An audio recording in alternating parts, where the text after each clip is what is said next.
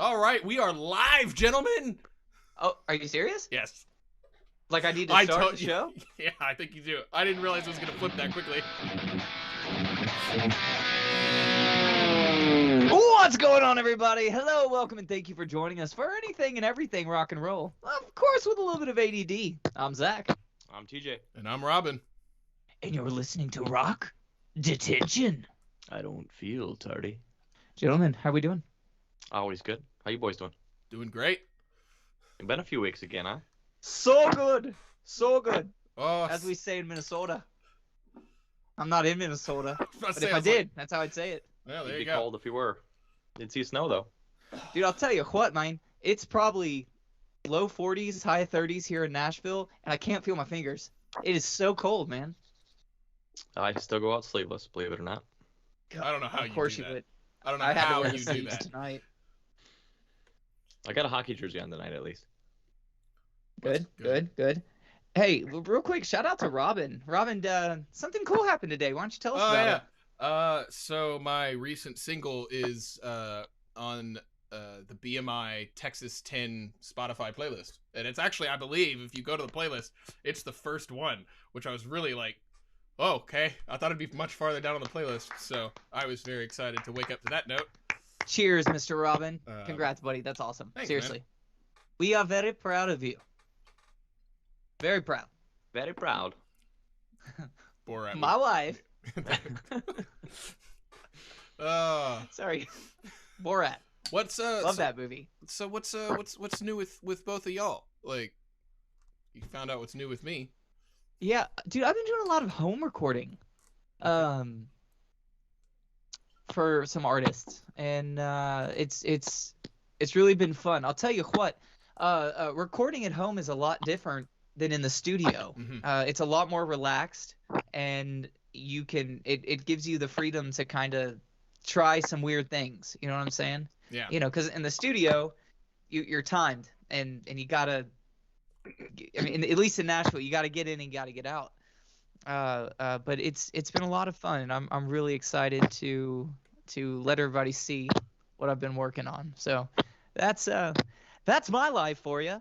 I got some new running shoes yesterday. You know what? Shout out to Fleet Feet in Nashville, dude. One of the coolest experiences. You get there, and they take a 3D model of your foot. You walk across this pad, and he shows you on the iPad like. You know, where all your hot spots are, you know, if you walk inward or outward, blah, blah, blah, measure your arches, and really cool experience. Fleet Feet in Nashville. Go check them out, people. Awesome. Over to you, TJ. What's new, brother? Not much. Just got back from Florida, and I think I'm heading back there next week just because I miss it. Of course you are. When are you not traveling every weekend? Every other weekend. There you go. Yeah, right on. All right, so we obviously have a huge guest today, and TJ, this is thanks to you. How did this come about? It never hurts to ask, I guess. That's the motto in life, right? Or my number one rule. There you go. One of them. So I couldn't agree more. Worst they could do is say no. correct. Absolutely. Yeah. It's you like guys when, are learning. You're learning. 51 episodes in, and you're finally learning. it's like when you're at a bar and you see a pretty lady, you know, you gotta ask because you'll always be no if you don't ask, right? Correct. So yes, I go on. Well, it's getting hard to introduce legends on the show.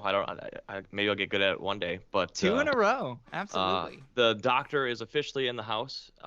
Actually, after we were in the waiting room a little bit, but the doctor is officially in the house. Present to you, Mr. Matt Fink Aka Dr. Fink.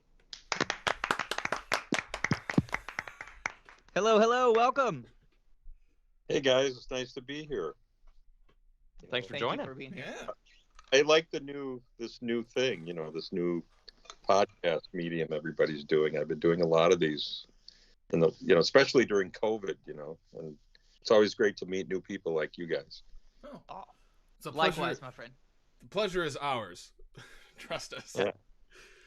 Speaking of COVID and doing new things during all this, what have you been up to since COVID started and all of and all of this chaos ensued. Oh boy. Wow. Okay, so rewind to January, I don't know, late January 19th-ish, 20th, I can't remember for sure the date. The Revolution, from Prince and the Revolution, we're out in Los Angeles videotaping a tribute to Prince Grammy special that aired in April of 2020. And we were there. This was just, you could just begin to feel the whole COVID thing starting to creep up on us. You know, it was like really weird. You know, we were out in LA, and I just felt like something was coming, you know, very serious. And because of all the news that was, you know, trickling out of China and everything. And actually where I work here in Minneapolis, I work for a company here for the last 6 years by the name of ADX Labs, which is a tech company. And my division is the music entertainment side of it, of this company, which I'll get into more detail later. But I was there, and I would come back to my office, you know, after this trip, and we had people in China that worked for our company, and they were sending reports of just how bad it really was in China. We were getting really accurate news out of China. So our media was not reporting it enough by then. Not really. It wasn't really giving a clear picture, and it was being downplayed, obviously, by the previous president already. So yeah, it was very scary. I knew it was going to hit. So as soon as I in March, when things got locked down, I had to go back out to LA again on another trip that first week of March. And as I was leaving that day to come back to Minneapolis, they announced the pandemic was going into effect. And I wasn't surprised. I got back to my office the next day, and people were saying, "Were you in LA?" I go, "Yeah." "Don't breathe on me." Oh, sure. People were just like, "Don't. What do you? Oh, go home." You know, it just got really paranoid. So I went home, and then I immediately started wearing surgical masks. As you know, I'm not, you know, no stranger to. Yeah, Sure. So I had some at home. I had a whole bunch, and Did people recognize you more when you were out and about? funny. I get recognized now if I'm wearing the mask. All right, so what happened is that was it. I mean, so I'm walking around Target with a mask on. I'm like the only guy. Everybody's looking at me weird. You know, they're saying pandemic. I'm the only guy taking it seriously in the beginning. So, and then I started sending masks to friends in New York when things started getting really bad in New York. Sure. There was a shortage of masks. I remember. yeah. And I sent masks to people there. You had them all stockpiled. Yeah. How many did you have? I got quite a few because, you know, I was wearing them on stage, and I would, you know, I'd just get rid of them or sign them and give them away Sure. to fans, you know. So, Wow. yeah, isn't that funny? Yeah. So during all this, of course, I kept doing what I was already doing with our company, which is now called V Nation, which is like an entertainment company. It encompasses a record label called V Records, and we also have artist management under our wing, and we also have an artist promotions wing, which helps, you know, do playlisting for artists, you know, and do campaign for your, you know, for videos on YouTube, you know, promoting and marketing your video and your music and things like that. So it's a one-stop shop for an artist. Yes. Wonderful. Yeah. Well, now, speaking of what you're doing now, do you still run the operating room? Is that still a thing?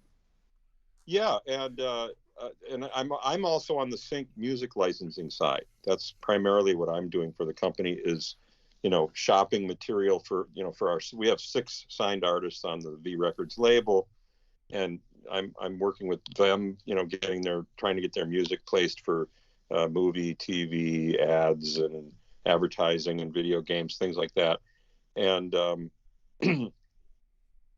so that's mainly what I've been doing for the company. But prior to that, there was like a music streaming service happening too within the company, which is called My Music. Okay, I And was going to ask you about that. and that's strictly for, you know, independent hip hop artists, R&B hip hop artists, and it's, you know, it's doing okay. You know, we're trying to be like Loom right now, where, you know, the artists can get tipped by, you know, people listening to the music and all that. But we want to expand into country and pop rock and all the genres, you know, that are out Sure. there, and everything. So that's eventually going to happen. Well, wonderful. Well, it sounds like I might be seeing you in Nashville soon in the near future. I hope so. Because that's, I mean, this is kind of the country mecca. Yeah. So I just want to verify, you are in Minneapolis still. Yes, That's where the company, the record label, is based. it's based here. Yeah. Okay, right on, right on. It's pretty new, you know. It's we really, you know, the label was just getting underway like summer of 2019, late summer, Mm-hmm. kind of just before the pandemic sort of hit. We were just, and things were really getting underway by November of that year, just before the pandemic hit. So we were all locked down, everybody on our team. You know, we had team members in New York, Minneapolis, and Atlanta, and we were all coordinating through Zoom through the whole thing, you know, and none of the artists could really do a lot live other than some, excuse me, some streaming things. So, yeah, so now we're just kind of trying to find our legs again and Sure. get the going for the artists. But if you go to vnation.com, that's our website that spotlights all the artists, all the artist services that we have on the platform. That's what's happening, vnation.com. And right now, there's going to be a Dr. Fink video blog in the works as well. Nice. So we'll have to have you guys on one night. Definitely. we would love to. Is there a specific genre of music that y'all are, you know, working with, or is it everything at V Nation? Right now, it's been the, you know, pop side of things. You know, like top 40 pop. What you'd hear on KDWB, for instance. You know, in Minneapolis, which is our top 40 state. You know, current hip hop, you know, the Post Malone kind of genres, and you know, rap artists and things like that. Sure. Yeah. Right on. Well, you being a synthesizer player, are you recording on some of these albums? Not really. No, I haven't really been producing or working with any of these artists. Well, I shouldn't say that. There's one that's signed to the label who's based in New York, who I've done a little bit of session work for so far. But primarily, they're all self-contained with all their own producers and writers and all that stuff. And one thing I did forget to mention was that one of the divisions of ADX Labs is also a company called Pixel Lakes, which is a video game production company. So during COVID, just before COVID, in November of 2019, I started production on one of the video games, the music, and overseeing the production on that.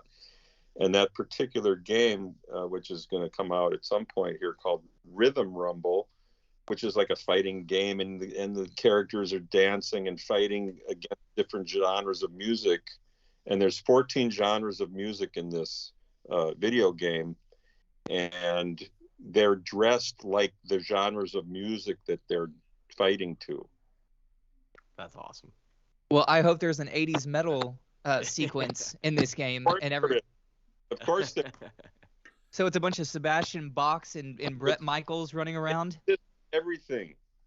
It's like every genre. No, not like that. It's like one-on-one. It's all one-on-one, but each character is dressed like their genre of music. That's awesome. Yeah, it's a really fun little game. And so I had worked with a total of 8 different composers on the game.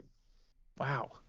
I brought in 8 different people, including myself, to work on this, because I don't, you know, I'm not the be all and end all in every genre. I don't profess to be. So I worked on 5 of the songs out of the 14, and I brought in other people that I knew that could handle the stuff that I didn't handle so well. Right on. So, yeah. Now, I I know nothing about the video game world. That's more Robin's cup of tea. So Robin, you're definitely gonna have to get that game because Oh yeah, I'll come over and I'll watch you play it. That sounds great. You'll be Sebastian Bach every time. I'm terrible, terrible at fighting video games, but yeah, sure, why not? I think it's going to be on Nintendo Switch eventually. Ooh, guess who's got one, boys? We'll come up to Minnesota. Yeah, we're coming up to Minnesota then. But what I wanted to know was so a video game. How many songs are on a video game soundtrack? So 14 songs can take care of a whole game? Yeah, because they're going to loop, for each fighting sequence. And then the intention is to add more material to the game pretty quickly. Once it's out, we're going to see how it goes, Okay. See if it catches on a bit. And if it catches on well, then we'll be producing more music for the game as well. That'll be righteous. That's how they make their money these days, is it's that downloadable content. Like, oh, it worked. Let's pay more money. And it's all original content. There's no vocals on it. It's instrumental only. Right on. Except for the title track, which was written by my son, Max. Right. Nice. Okay. Yeah, so you have a son, and he's a musician as well.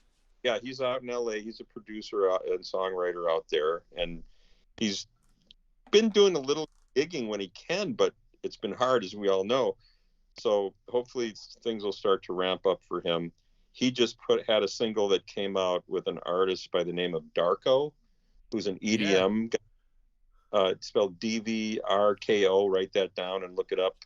Okay. The song called Deeper, which features my son Max on the song. He co-wrote the song and sings it, and wrote the melody and lyrics, and co-produced it with Darko, who's the great EDM producer.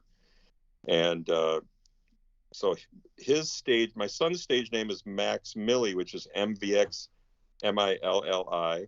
So it's funny, the two of them met at a party one night out in LA, and his name is spelled DVRKO, stage name, and then Max Millie, MVX MILLI. So they have their second letter for the letter A being the letter V.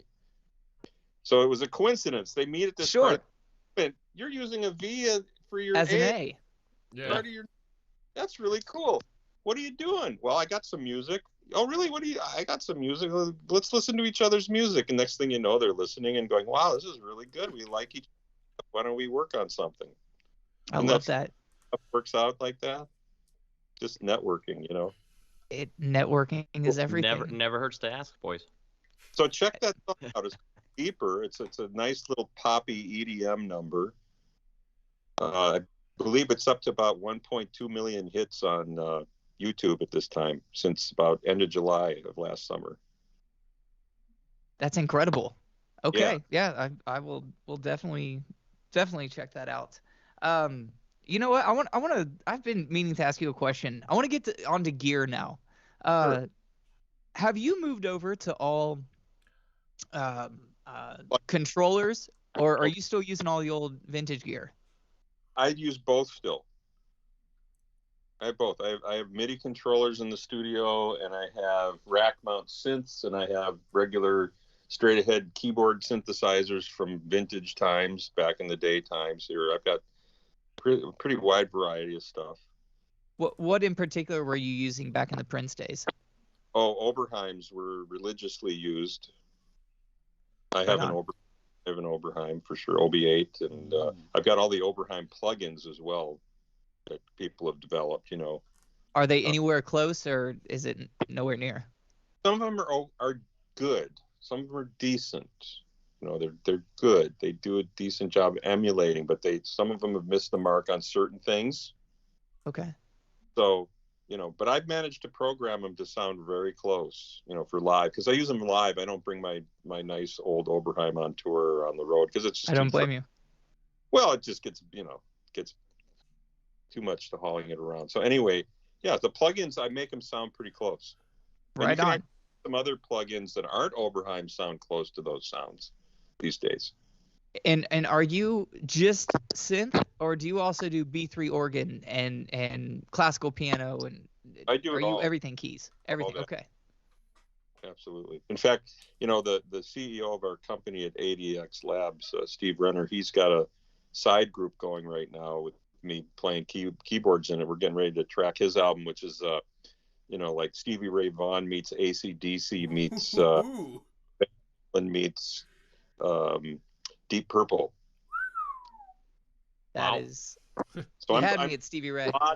I'm playing a lot of distorted Hammond in that on those recordings, and that album that we're getting recorded is we're very close to going in the studio right now, which is here in Minneapolis, a place called River Rock Studios, which ADX owns that studio.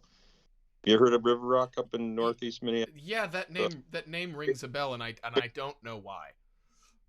Okay, well, maybe TJ, you've heard of that place? Sounds No? familiar, but I can't say why. Yeah. riverrockstudios.mn, their website. It's a nice room.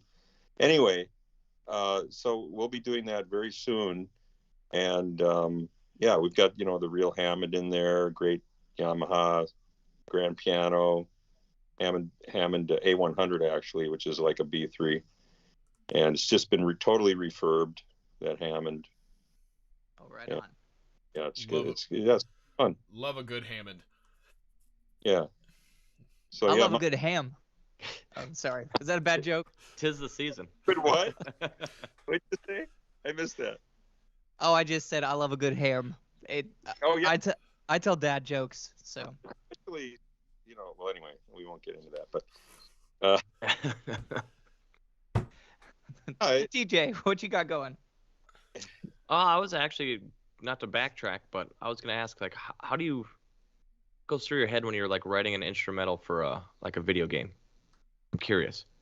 well, for this particular game, they wanted every genre pretty much represented, so we did everything from punk to funk to jazz, country, heavy metal, disco, EDM. I mean, every genre pretty much was, even classical. There's a great classical piece that was put into this thing too. Really cool. So it's just for that particular thing. But if I've done video games in the past, and depending on what the theme of the game was, you have to kind of go by the emotion of what's happening, or what the action is at that time. Is it more like, hey, we brought you in, free flow, you do whatever you want, or is it more like, hey, this is what we want, can you pull this off? Sometimes, yeah, a lot of times they'll have a music supervisor involved that's almost like a producer, saying this is what we need and keep it like this, and they'll send you revisions and things like that when needed. So interesting. Yeah. I'm just always curious about that, because like there's some video games that have epic music, and then there's some that it's like you just don't think about it, but some sticks out more than others. Yeah. Now, one thing I forgot to mention is about the sync licensing side is I'm not just representing the artists on the label. I also have a stable of artists that I'm representing too for sync licensing work. Nice. So I just have sync licensing agencies that I have relationships with now, and then they're doing a lot of the work for me at this time. Although I'm kind of new at it. But the whole key is to start to develop relationships with music supervisors and people like that who do music on TV shows and movies and whatnot. I've got a friend here in Austin that's how he makes his living, is just doing sync license stuff, and he makes a damn good living at it. Yeah, do you send him your material ever, like to shop, or he's heard my stuff, but he's a writer himself, so he's completely like he gets calls from people, and they're like, hey, I need a 45-second clip thing for this show. It needs to be kind of this vibe. Go. And he so he's doing work. He's doing custom work for stuff. Was that for a TV show or something? I know he's done TV shows. I know he's done movies, commercials.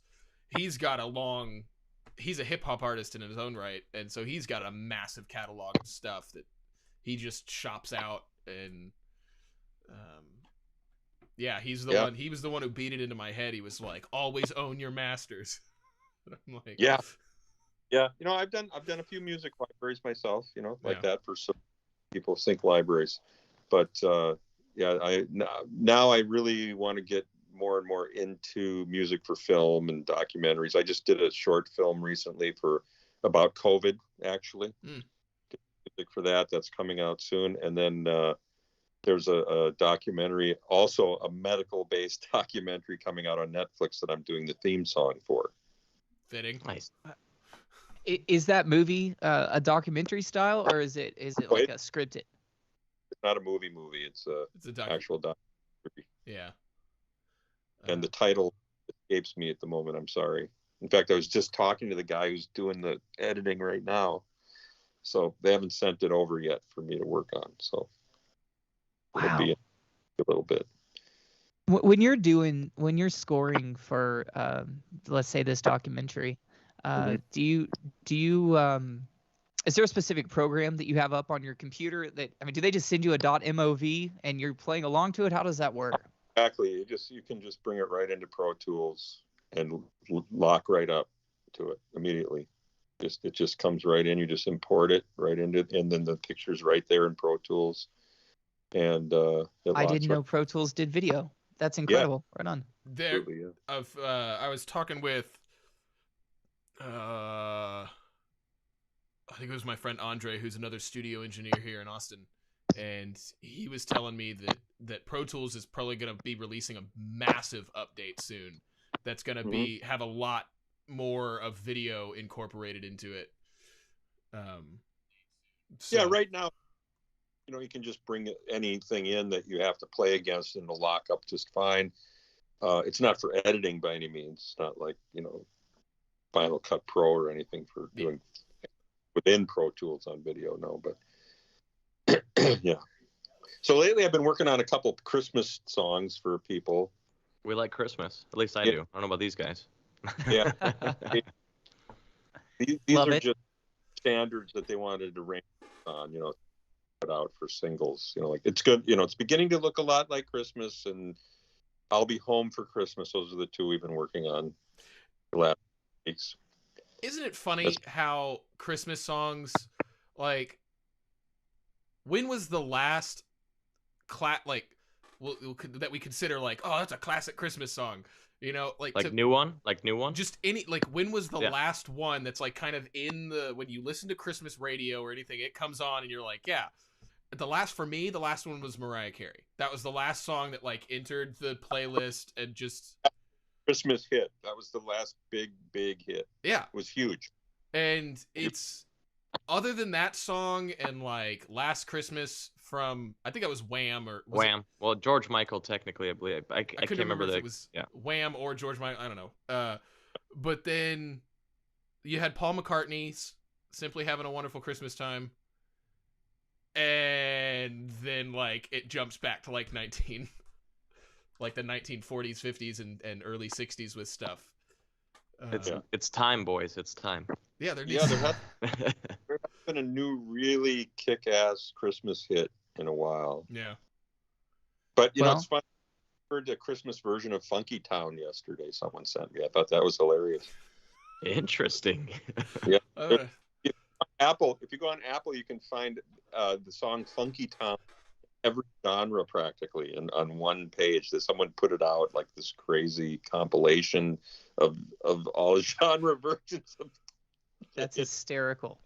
Well, what's easy about Christmas is all you have to do is add bells, jingle bells, sleigh bells in the background, and it's automatically a Christmas song. That's all you have to do. Oh, it's every year at Eddie V's, when it gets around this time, one of the guys I play with, he'll end almost every song of the night. He'll end it with ding, ding, ding, ding, ding, ding, ding, ding, ding, ding, ding. Because it works for almost every jazz song that you're playing. It just, you can add that in at the very end.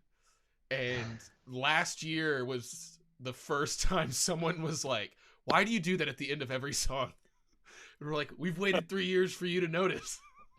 Oh, Lord. That's funny. So you're saying jazz is all the same chords in every song? No, but if you're smart enough, you can put that into any key, and it works. I just had to give you crap somewhere, dude. I'm a drummer, man. I don't know chords. You're fine. You know what? So we started this podcast based on our love for the 80s. You know, if you can't tell, all of us, we love the 80s. You're very And- reminiscent of Ted Nugent today. Oh, well, Ooh. thank you. But go ahead. I'll take it. He's a guitar player. I'm a guitar player. I like it. But I would be, because you were alive during this era, what was your thoughts on the glam metal? And when I say glam metal, I'm talking Poison, Whitesnake, Motley Crue, Def Leppard. What was your take on all that, and what were you doing during those glory days? Well, boy, I definitely can appreciate that genre of music and all those bands that had some great hits, and I enjoyed a lot of that stuff. Most of it, in fact, that was on the radio, coming from every single one of those bands you mentioned. Those are all very guitar-driven bands. Obviously, who had keyboards out of all those groups you mentioned? Not really. Bon Jovi. Europe, and Bon Jovi. And Van Halen. Yeah, they more Jump. later stuff. but not Okay. Van on keyboard work. But yeah, what's that? Oh, Well, I I'm saying- just Yeah, Jump. well, Jump was later on, I was gonna say, but then Yeah. Europe and Bon Jovi were the two big ones. Yeah, I'm just trying to remember who had keyboards out of those, but they were primarily guitar-driven groups, But of course, then there was Journey and all that. But for me, because I was with Prince, that he was fusioning. He had this fusion thing going. He was like mixing everything together, which was really cool. At one point, and then I used to like Bob Seger from that era, late 70s into the 80s too, and we kept running into him on tour, and Bruce Springsteen. We kept running into these people and saying hello to them, and that was like just Americana rock. It was like to me, it was like that. Tom Petty and all those guys. Sure. Then there are the hair bands that came in, like you're talking about, the metal kind of heavy rock, poppy. It's great stuff, the Bon Jovis of the world and all that. So yeah, I really appreciated that music quite a bit. In fact, back before Prince, if you want to get into that kind of style of music, to me, one of the precursors to some of that was Boston, and this was like 77. And I was in a cover band at that time. We immediately learned all of Boston stuff. Literally, the day the album came out, we bought it and started learning it. Nobody knew who Boston was. We were the first kids on the block to learn Boston and play it in a bar. Wow. Well, their debut. Were y'all album doing all the was awesome. harmonies? We did everything. Wow. We did everything. Dude, We were- that's Good band, by the way. Good cover band. Really good. So, yeah. But we played all that. We played Aerosmith. We played Zeppelin. We played, when Boston hit, we played Steely Dan. In those days, we were covering everything. Elton John. I was doing it all. We were doing all that, And then later, after that group, just before Prince, we did the whole disco era. As soon as Saturday Night Fever hit, we played the whole album live, and that was not in that rock band, not in the band doing Boston. This was in another group that was more R&B oriented. sure. Wonder and that kind of stuff. So dance. It was weird. I tried every genre leading up to Prince. So when I got into Prince's group and auditioned for him when I was 20, not quite 21. Wow. Pretty well versed in all these genres at that time, and then he was starting to fuse them as well. He was not just doing funk and R&B. He was starting to get into the rock side a lot, as you saw. So yeah, really interesting how he did that. So working with someone of that kind of caliber, that kind of, I don't want to say OCD, but that mentality of just like, can play all the instruments. He's a brilliant writer, and he kind of knows what he wants. And, so working with someone like that, kind of on that level, what was that like at such a young age to kind of like have to like navigate that water.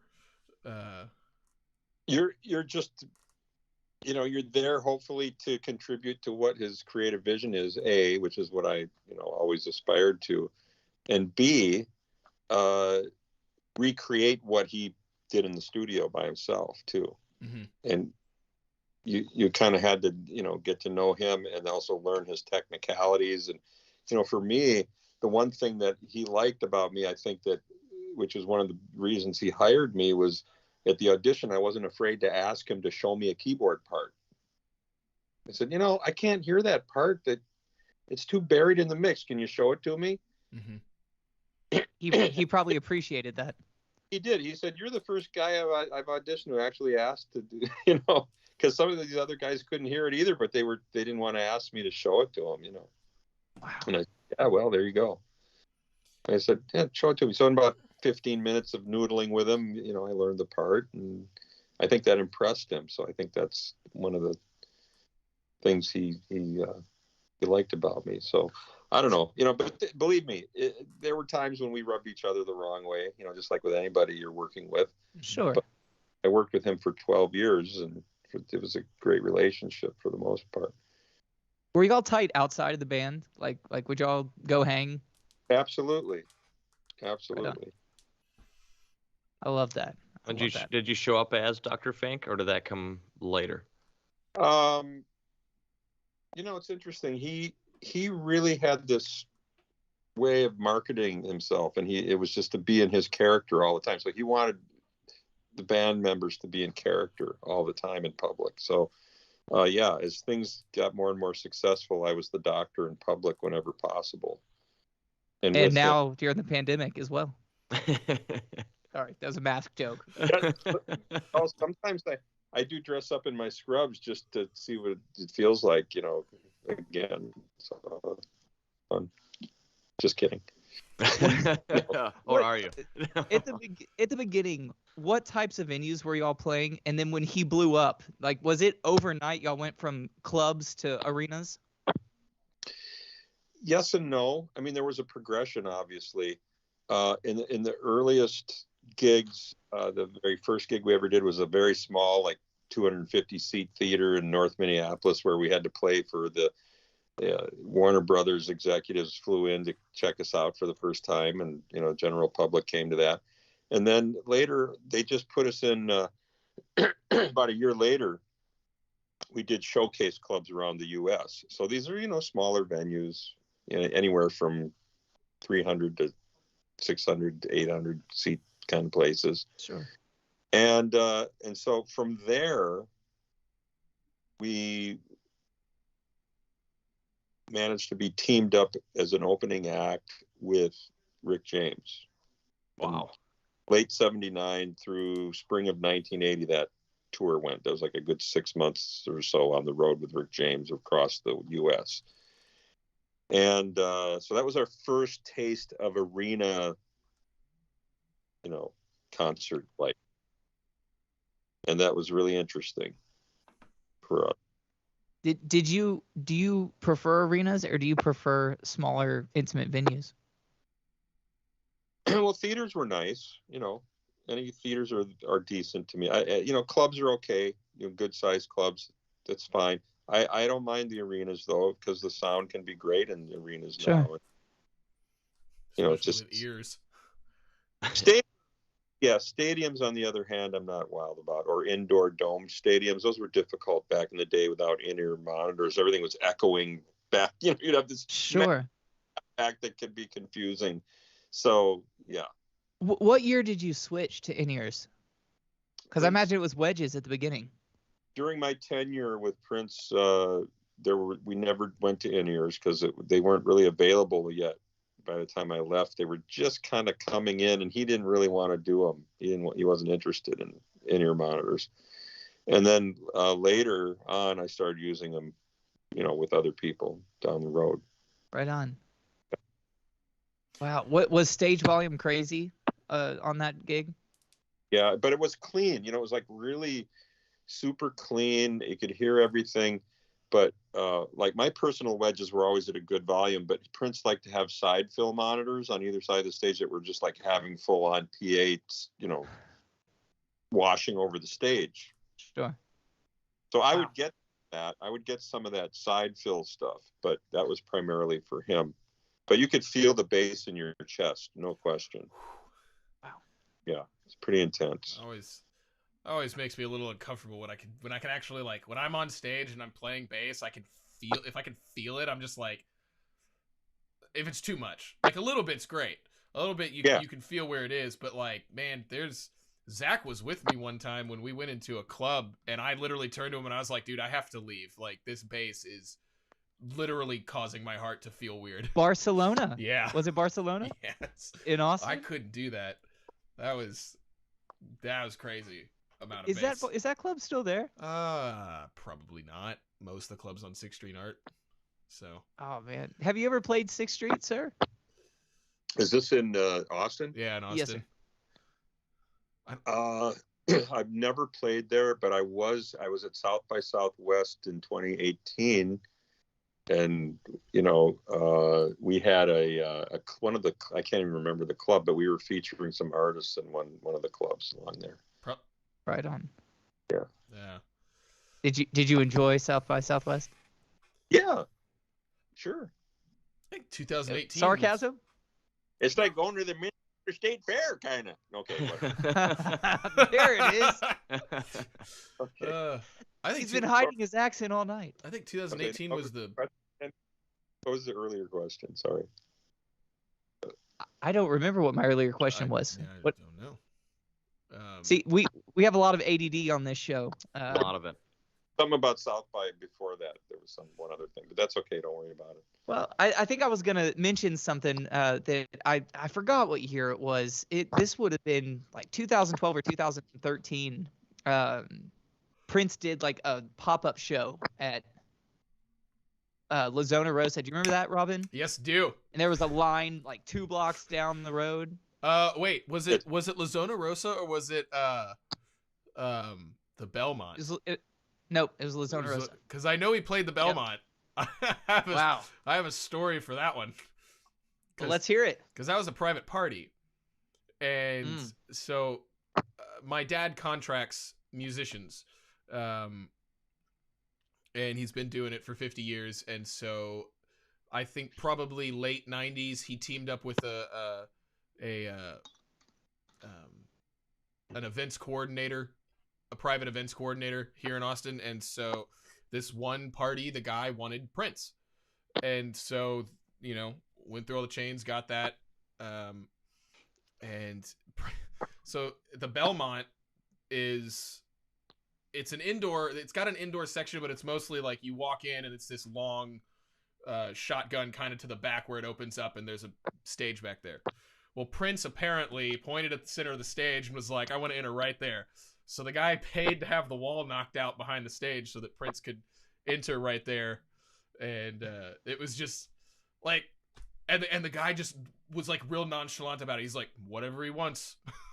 Wow. So it was an interesting. I just remember Dad having to deal with that when I was younger. I was like, wow, that's a lot of money to.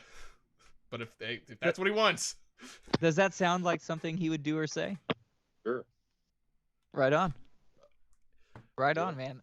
My favorite thing was that he wanted, instead of green rooms, he wanted purple rooms. Did they do that too? Yes. I thought that was great. It was, and apparently he was only supposed to play for like 40 minutes, and he ended up playing for like an hour and a half, and then like staying and like hanging out, and he was apparently like just the coolest, nicest guy. Which, awesome. I've worked with some people who are of that status, and I'm just like, you kid. What? What?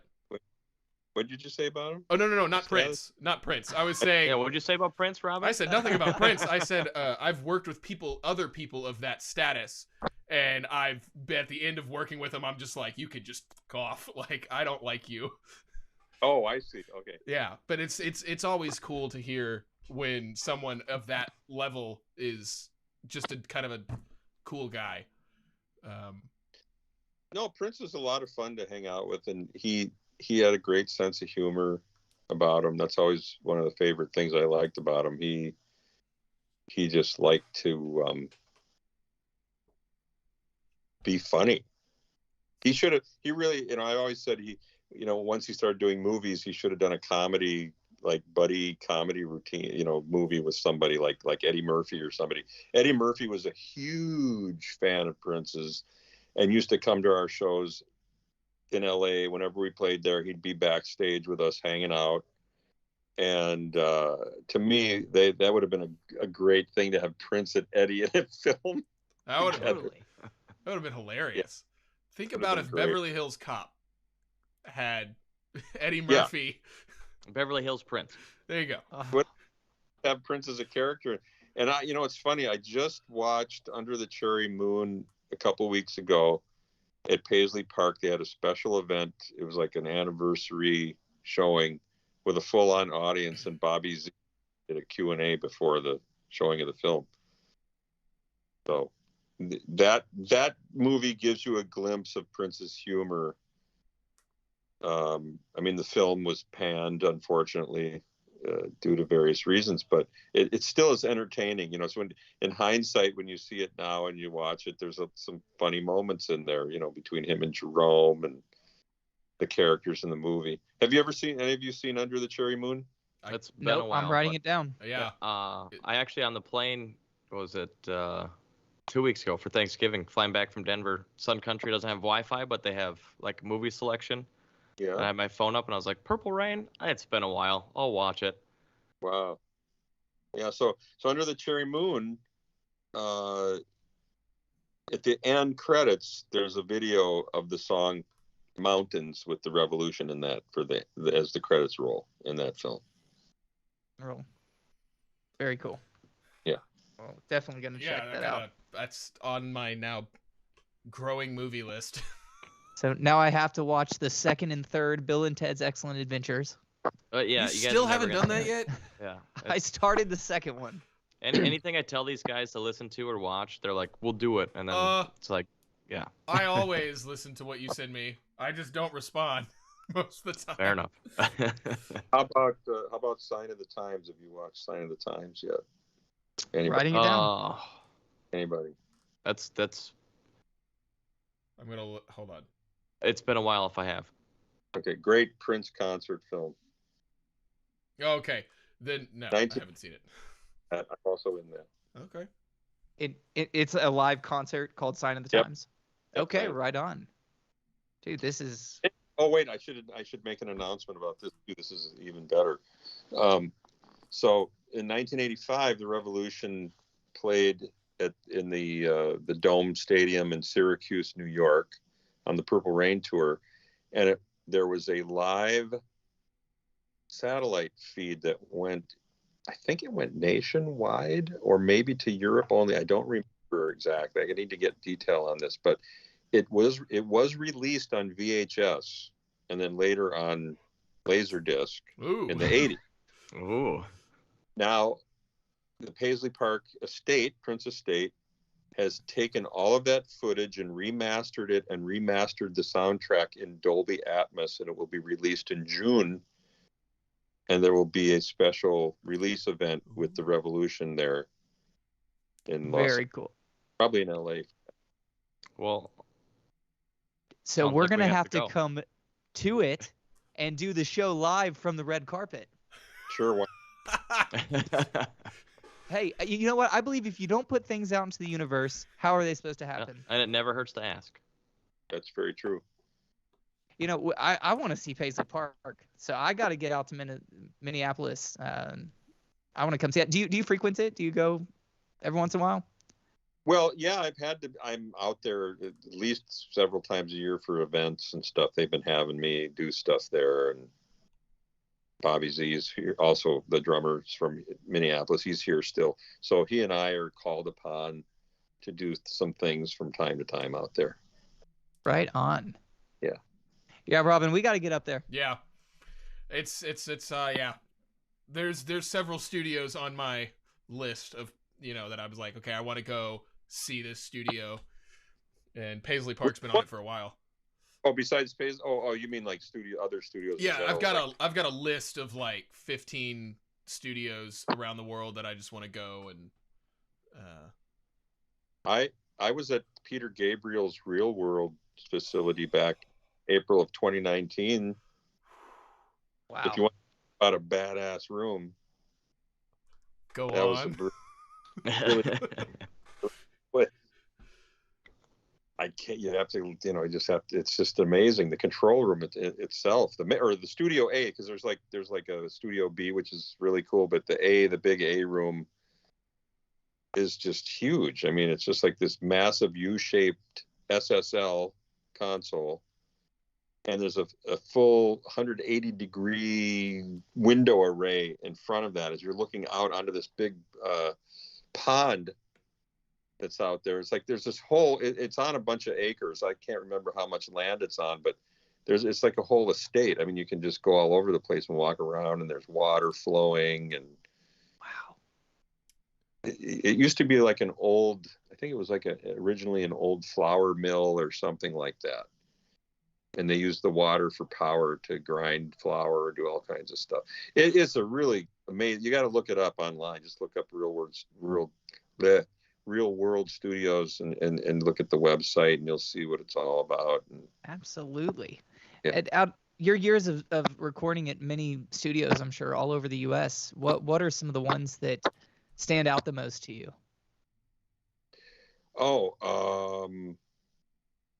Sunset Sound in LA I liked a lot, and of course East West Studios in LA I like that a lot, and Henson, which is the old A&M facility. And are these all LA studios? They're all LA based. There's Gotcha. been a couple things in New York over the years. Like I was at P. Diddy's room, which was like right in Manhattan there. Wow. Is it in a high rise? Yeah, but it's not that far up, really. It's not that high off. It's only like a few floors up. Right on. Right on. Is he still? I was gonna say, is he still P Diddy, or is it Diddy, or is it Puff Daddy? I mean, he's changed so many times. I can't keep track. That right now, I haven't been paying attention to him lately. It's probably what is it? Is his name Sean Combs? Is that what it is? Yeah. Well, yeah. It's probably gone back to just that. We'll go with Sean Combs. We'll go with Just Sean.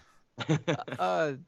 Now, is there a big music scene in Minneapolis still? Like, is that a big music town? Yep. Yes. Yeah. Exciting. Great venues here, and there's been a few new ones that have come in lately that they've put together. Like the old Minneapolis Armory, they completely refurbished it into this beautiful venue. And then the Fillmore built a room here that opened up for the pandemic. Like just as the pandemic hit, they were trying to open and it got. Yeah, they had a big concert announcements and the whole works, and then everything hit, and it's like, oh, we'll open sometime. That happened. Yeah, there's other venues that have been here for years that are still going strong, and it's a great town for the culture in general, for theater and music and art. It's a very diverse Midwestern. I like to call it a mini New York, kinda. Right on. The Minneapolis. Because it really encompasses the arts in a good way for a smaller community, in my opinion. Right on. What would you say is the main music genre in Minneapolis? At this point? Sure. Boy, I don't have a clue. Okay. Everything. It's kind of a mixed bag, yeah. Everything's coming and going out of here right now. Everything's coming in, every genre. You can see anything here, really. Wow. I just need to come up there. TJ's always telling me to come up there, and I never think of it as a music town, but it really is. It's a small town though, and in a sense, compared, I mean, the population of Minneapolis itself proper is only about 350,000, roughly 330,000. It used to be bigger. It used to be 450,000 when I was a kid growing up, but everybody migrated out to the suburbs. and they're commuting in back and forth. So the true population is fluctuating day in and day out from the business people. So, but the actual people who live in the city, that's probably like 330,000 residents. It's not that big, really, when you think about it. For in St. Louis and St. Paul's even a bit smaller. So you got the Twin Cities, which comprise maybe about 650,000, and then the surrounding suburbs with all in maybe 1.5 million people in the whole metro area, as we like to call it, and then the rest of Minnesota takes up the rest of the population, which is about 5 million something. Right on. So but actually Minneapolis and St. Paul, but the Twin Cities has really become way more international than it was when I was growing up. I mean, we have every ethnic group represented here. We got a lot of influx of immigrants coming in compared to, so and that's reflected in the cuisine here. When I were just as eclectic as Chicago or New York to me, or LA. It's the way Austin's become. We've got so much food.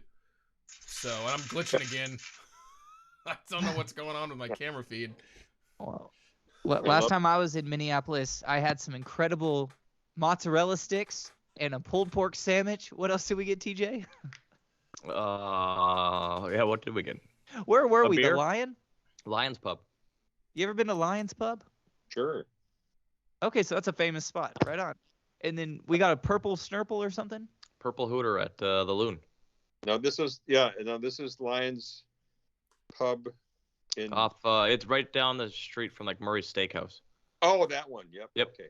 I think there's Lion's Tap too. I can't remember where that is, but yeah. TJ, what theater did I play at when I came to see you? Oh, Pantages. I don't know. Or Gar. I'll have to think off a Hennepin somewhere. You mean you don't remember every single venue that you've played on a very long tour? I was out for 9 months, homie. I think we played 200 shows or something. Orpheum? Maybe you played Orpheum? Yeah, who knows? I don't know. We've lost them. And he's gone.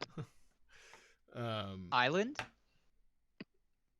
Sorry, I'm just trying to fix my phone that's about to lose battery power. Oh, you're no good. Worries. You're all good. I actually think we're getting to the end of this whole thing. So Zach reminded me of a question that I haven't asked people in a long time, but I'd be very curious as to someone who's worked in the industry as long as you have. It's the desert island question, but I have two caveats or two rules basically. You can't use any compilation album, and you can't use a greatest hits. So it's got to be an actual album from the artist or something. So if you, off the top of your head, what would be 5 albums that you would take to a desert island if you were stuck there? 5 albums I would take to a desert island if I were stuck there. Okay. I think to start with, I'd probably want some classical album, just so I have that genre from that era, because I like a lot of that stuff too. Okay. And classical, I will say, classical is the one that, because there's Beethoven, Mozart, those guys, they weren't releasing albums. They weren't recorded back then. So them is album. I'm sorry. No. I thought if it was a recorded version, though, I mean, that'd be considered an album. Yeah, wouldn't it? Yeah, no, definitely. We're gonna have to change this question, Robin, and be like, all right, who can you bring with? We can bring Beethoven, Mozart. No, a recorded, a recorded album. But when you get into classical, I didn't think about this. There is no such thing as an album. They Gotcha. didn't. So Right, those are compilations. So that excludes my. Okay. You can use those. But you can throw away the greatest hits, those rules for the classical genre. Okay, all right, skip that. All right, so I would take just about any great big band era person, but I don't know who yet. It would probably be Frank Sinatra. I'd have an album from him. I don't know which one. He had so many, I can't remember, but I'd pick one out from one of his things, along the way, probably in the 1950s or something. And then from there, of course, definitely a Beatles record, because they were such a huge influence on me as a kid growing up. That's a tough one though, which record, but it would probably be Sgt. Pepper, or maybe a little later, like Abbey Road or something. And then from there, hey, by the way, did you see the Beatles documentary on I just heard about it. Just started it right before the show, and I was like, we could just watch like 15 minutes of it, then I gotta go. But we're gonna finish it up after this. Yeah, have you started it too? Zach? Are you talking to me? No, sir, I have not. Okay, well, you guys have to watch it. It's really cool. Anyway, getting back to these albums. Okay, so I said the Beatles. I said Frank Sinatra, Miles Davis. I know that I would go with some Steely Dan, like Asia. We're up to 4 now, right? Yep. Yeah. And then, geez, this is so hard for me. You guys, this is too hard of a question, but maybe an Earth, Wind, and Fire album of some kind. Ooh. I'll go for that. Well, I tell Robin this is a tough question. But then I like yes too. I want yes in there. It's an ever-changing question Yeah. too, because like what you like today might be like, oh, wait a second, tomorrow. But so that's off the top of my head, some of my favorites. But you know, I'm way over beyond all that too. I mean, there's a lot more stuff that I like. So yeah, it's hard. That's a question. That's a lousy question. Yeah, come on, Robin. It's not. I don't want to, make it tough for anybody. It's just really interesting to me to hear what people would choose to bring, because I've asked it before and I've gotten things that I'm just like, wait, really? That album? Okay. They love Lousy it. question, Robin. You know what? Lousy. Terrible. But here's one more thing. I freaking love Broadway too. And I didn't pick a Broadway play. But there's about a bazillion Broadway plays I love out there too. I'm really looking forward to this newest version of West Side Story that's about to come out. So yeah, I can't believe Steven Spielberg directed this latest rendition here. Very excited about that, amongst other things. So can't wait to see the Lucy and the Being the Ricardos film that's about to come that out. looks good. Yeah, that looks interesting. Looks interesting. I don't know about Nicole Kidman being cast as Lucille Ball. It's a little bit of a stretch for me, but when you see some of the trailer stuff, she sounds like her and kind of looks like her, but it's interesting. Who's playing Ricky Ricardo again? Ooh, I don't remember. Oh yeah, that's Desi Arnaz. The guy playing Desi Arnaz. I just saw him on the other day. The guy, who's that guy who was in the Coen Brothers film? Is it Javier Bardem? Javier Bardem. Okay. Good. I thought I was right at first, but I didn't want to blurt it out, because I felt it was like when in school when you think you have the right answer, but you're too scared to raise your hand, and you're right the whole time. Yeah, you know what? I was like, don't. I saw it in Zach's eyes. Yeah. Well, then I want to go out with this question. Who are you listening to now? New music that you're listening to now? Oh, newer. Oh, new stuff. See, this is the thing. I go to my sons. I have 2 boys. One's 26, the other one's 24. And I say, what are you guys listening to? What's the latest hot thing that you like? And then they give me the list of artists to go check out, because I can't keep up with all of it right now. Neither can I. It's really hard. But there's a group from Minneapolis by the name of Hippocampus that I like, and the lead singer, I worked with him in my studio on an album in an earlier band that he was in. They were called Blatant Youth. Like, gosh, I don't know. It's got to be going on 10 years ago, maybe 2012. I can't remember. Really cool stuff. And now, they've gotten. He went on to be with this group called Hippocampus, and they're really hot right now. They announced a new tour they're doing. So yeah, I enjoy working with young people. I'm currently working with an artist, by the way, called the name of Michelle Rose, she's on Michelle Rose Music on YouTube if you want to check out some of those tracks. Sure. Is it, what kind of music is that? Pop. It's just poppy stuff. Righteous. Yeah. Very cool. Well, thank you, my friend. Well, wait a second. If you guys get a question, I get one more too. Okay, go. Do you have, this might be a two-parter, but maybe you can answer one or the other or both.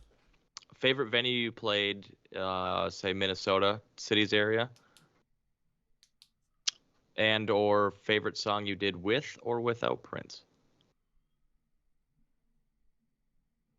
Favorite venues. Well, of course, we love First Avenue because that was great. But the old Met Sports Center was fun to play for if you're going to play an arena here in the Twin Cities. Although St. Paul Civic Center was great, the Orpheum Theater was great. We played there. We played Northrop Auditorium, I think, one time. Well, Prince did. I sat in with him for that. That was a special event after I was out of the band. Did you? I heard rumors that he'd always go to bunkers sometimes. Yeah, he goes to bunkers. I like jamming at bunkers with people. I've done that over the years. And then what was the song? My favorite song with Prince? With or without? With or without. Yep. With It's something like you're really proud of, or like something you're like, this is it, or maybe both if you want to answer them both. See, I get asked the favorite Prince song thing. It's really not an easy question to ask again. It's too hard. There's too many songs that I liked. Good job, TJ. Kidding. Well, okay, it's better than your question. Hey. And then, I just found out I got tickets to the Foo Fighters. Oh, nice. U.S. Bank Stadium. Sent me a text. Yep, we're going. I guess we're all going, guys. You heard the man. Yeah. Okay. So, anyway, as far as Prince songs, what do I like?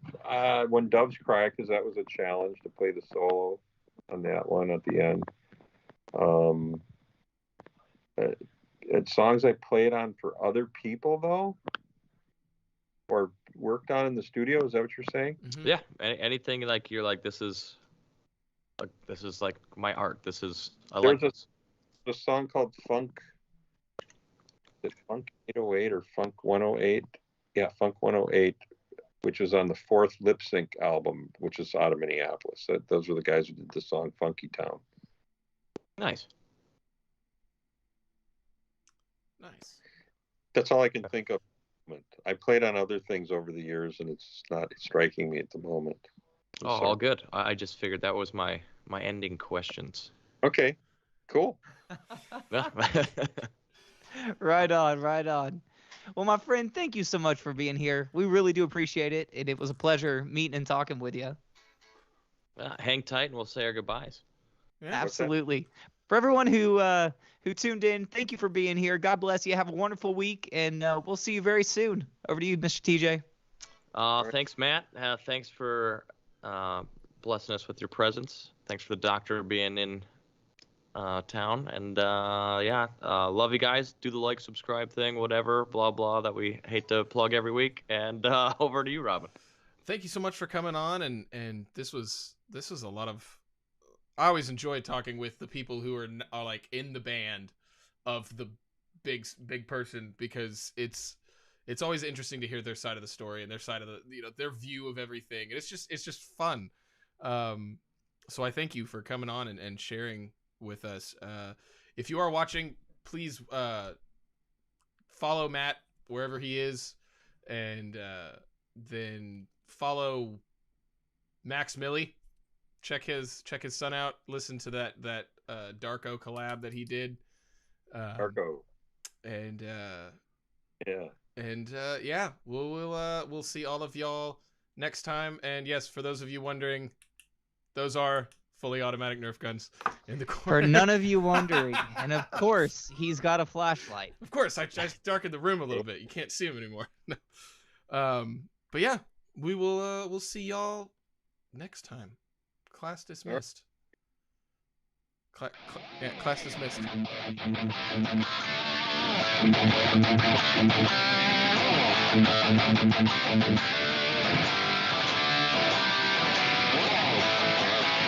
Is this thing still on? Yes, it is.